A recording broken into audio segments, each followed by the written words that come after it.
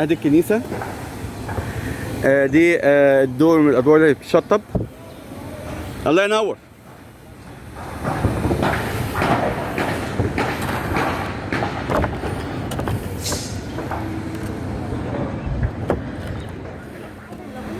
كنيسة القوي الأنبا موسى الأسود والشهيدة أبولونيا والأنبا كراس السائح. هذه الكنيسة باسم الصليب تعتبر أول كنيسة كبيرة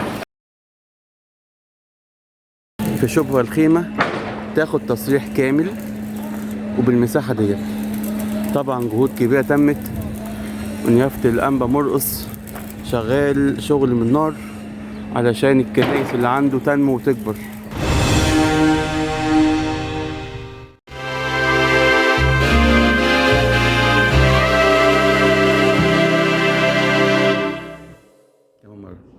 باسم الآب والابن والروح القدس الإله الواحد آمين. أهلا بحضراتكم في إلهنا القوي من كنيسة القوي الأنبا موسى الأسود والشهيدة أبولونيا وقديس الأنبا كراس السائح. الكنيسة اتبنت بفكرة، والفكرة كانت قعدت سنين عشان تتعمل ولقت مقاومة، لكن الفكرة اتحققت. والنهاردة مع صاحب الفكرة هيبقى لينا لقاء جامد قوي. تعرف قدسك يا ابونا؟ الأمس سلوانس رسم ذكري. قدسك أمس يعني غريبة قوي نلاقي قمص سن صغير وهو وقدسك كنت مرشوم في 12 شهر 12 2011. لا، هي الأمامس حتة سن صغير أو سن كبير دي يعني ممكن بترجع برضو لحسب نظام كل إبراشية وحسب برضو ترتيب ربنا، يعني لأن في أمامسة ممكن تكون بعد سنة ممكن يبقوا أمامسة فعلا وفي سن أصغر من كده كمان. تمام. قدس ابونا لما جينا الكنيسة وبدأنا نسأل عن الكنيسة ازاي اتعملت وازاي اتبنت، قالوا لنا صاحب الفكرة كان قدسك، وعرضتها في الأول على قدس أبونا بافلوس، وهو يقول لك يا ابونا كنيسة ايه وبتاع، احنا مش قد القصة دي، احنا لسه صغيرين ودي وقدسك كانت الفكرة في دماغك أكيدة وقوية، وقدسك اللي كنت بتلح عليها. وقدسك كنت حاسس إحساس ما كانش موجود لسه عند أبونا. فقبل ما نخش في تاريخ الكنيسة هنتكلم عن نشامة قدسك. احكي لنا يا أبونا عن نشامتك وإزاي تم اختيارك. ده من الأول بقى خالص. من الأول خالص يا أبونا، اتفضل. هو أنا كنت خادم في تربية كنسية. في الأول خالص أنا كنت بخدم من زمان خالص، من 95 أو 96 في كنيسة العذراء بجام. يعني يمكن أغلب الخدام اللي خدموا في كنيسة الأنبابولا وفي أغلب الكنائس اللي حوالينا يمكن أغلبنا تربينا في كنيسة العذراء بجام. إعداد خدمة كان في كنيسة العذراء بجام. بعد كده خدمت هناك، وبعد كده قعدت فترة يعني كنت شوية اتشغلت في الدراسة وفي الشغل. قعدت شوية، بعد كده نشكر ربنا ابتديت أرجع للخدمة تاني. كان حصل زيارة في مرة، كان أبونا برنابا جاي زيارة في مرة في البيت عندنا، وبعدين وهو بيتكلم معاه قعدنا نتناقش، دخلنا في مناقشة كده وبعدين قال لي أنت بتعمل إيه يوم الأجازة بتاعتك؟ فقلت له مش بعمل حاجة. قال لي طب هتفضل ما تعملش حاجة على طول يعني؟ كان أنا ساعتها بصراحة كان ابتدى فكرة إن أنا أرجع للخدمة تاني كانت ابتدت تلح عليا، وكنت قابلت امين الخدمه بتاعي اللي كان اول امين خدمه كنت خدمت معاه، استاذ عماد نبيه. اتعلمت منه حاجات كتير جدا جدا جدا، وليه الفضل في حاجات كتير جدا في تكوين شخصيتي كخادم. فجي في مره كان عندي محل ذهب، وجي في مره كان جاي بيتكلم معايا، فكان جايب يعني شويه حاجات كده بيبيعهم، وكان عنده صيدليه. فبعدين بقول استاذ عماد نفسي ارجع للخدمه تاني. قال لي ما ترجع. قلت له بصراحة مش حاسس ان انا اللي ممكن ارجع تاني للخدمة. قال لي بص هقول لك كلمة، مهما كان الاناء وحش ربنا بيقدر يستخدمه. فانا خدت الكلمة بصراحة، قلت انا وحش هتحط في ايد ربنا، هو ربنا هيعرف يستخدمني.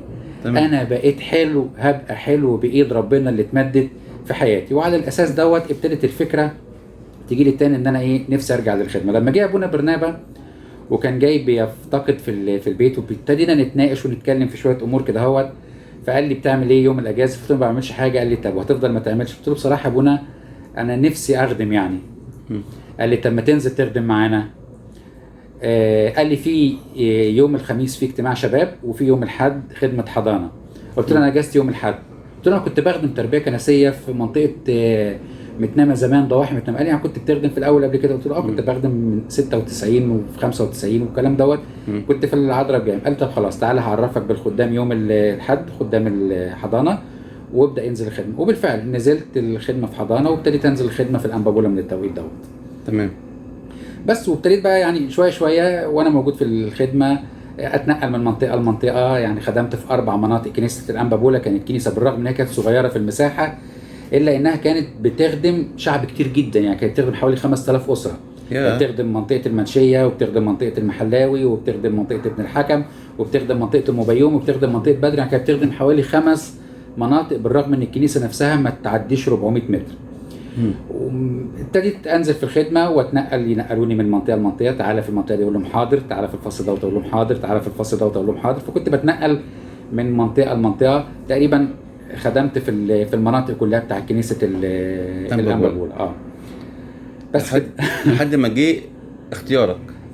جه حته الاختيار. كان ابونا برنابا نفسه جه بيتكلم معايا في يوم، قال لي انت درست ايه؟ قلت له معايا لسانس اداب ولسانس حقوق. قال لي الاثنين؟ قلت له فقال لي ما درستش اي دراسه اكليريكيه او كده؟ قلت له لا، ليا القرايات الخاصه بتاعتي بس يعني.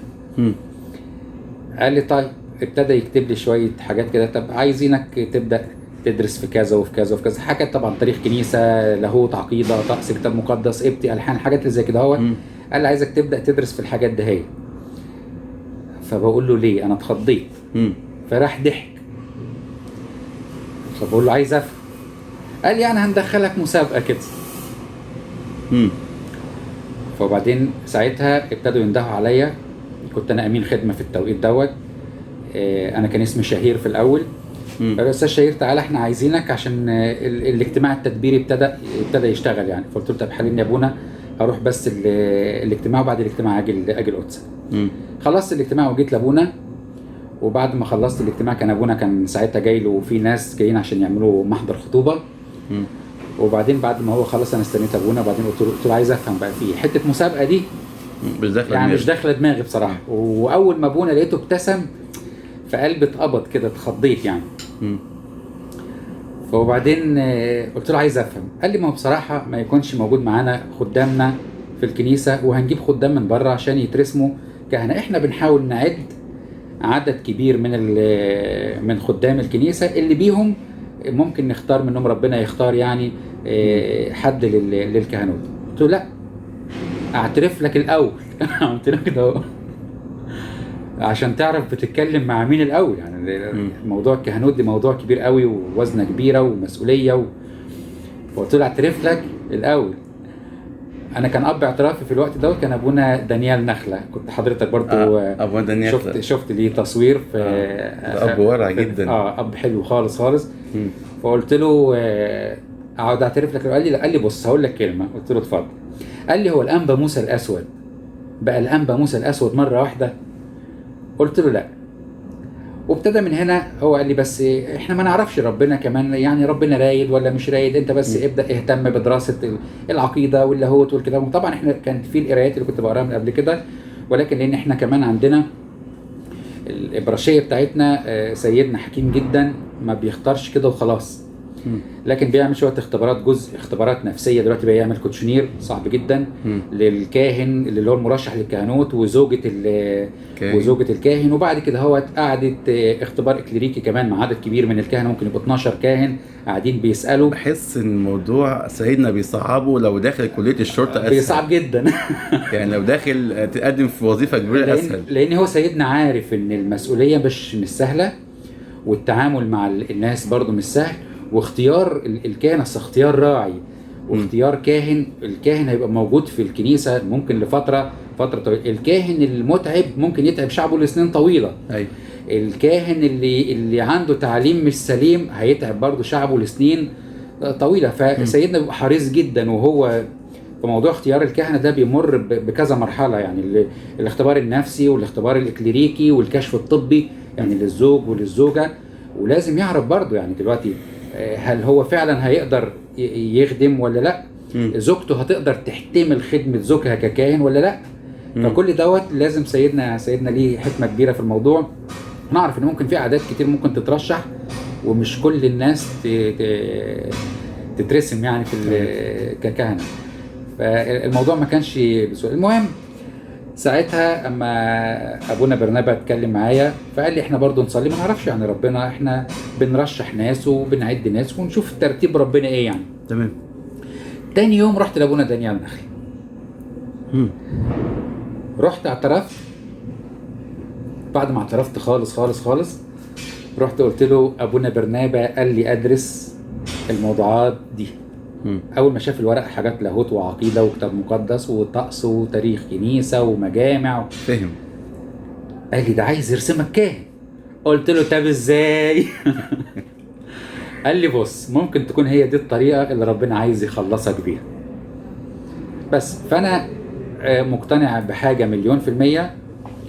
يعني انا اثق برضو في حكمه ابونا دانيال نخله، اب حلو جدا واب ورع قديس حلو. ايوه. وفي نفس الوقت افتكرت، رجعت لي الذاكره برضو لما جيت انزل الخدمه من سنين برضو في الانبا بولا، افتكرت الكلمه بتاعت استاذ عماد نبيه قال لي مهما كان الاناء وحش ربنا بيقدر يستخدمه.